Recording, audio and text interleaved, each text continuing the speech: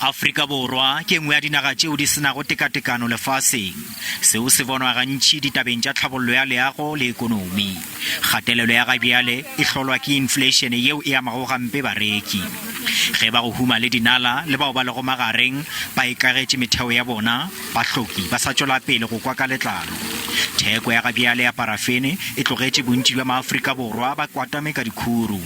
Parafene ile ya godimo ka diranta tša ka godimo ga e tee kgweding ye. maAfrika Borwa go feta dimilione tše 2 a itshepetše go tšhomišo ya parafene ge ba apea. Theko ye ya godimo ya parafene e ya go ama gampe bahloki. With that increase in paraffin prices will be felt by South Africans, by poor South Africans in a real way.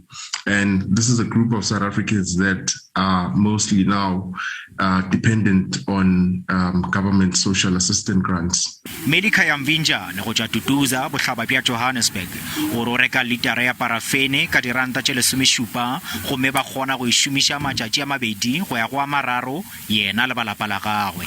Living condition is not good because most of the time kuba nama sewage si affectwa electric asinayo it is nyoka so it affect due to abantwana abamele ba esikolweni sometimes approaching into winter so mele ngizama ukuthenga paraffin ukuthi bageze.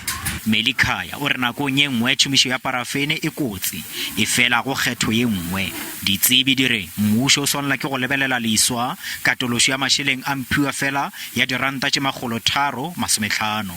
The introduction of the COVID-19 SROD grant did help. Those 350s did help to cushion the blow on people, cushion the impact of unemployment, to cushion the impact of poverty. But still, the 350 remains hugely inadequate. Bekeng ya go feta mmušo o tsebišitše ka koketšo ya theko ya petrole le diesele.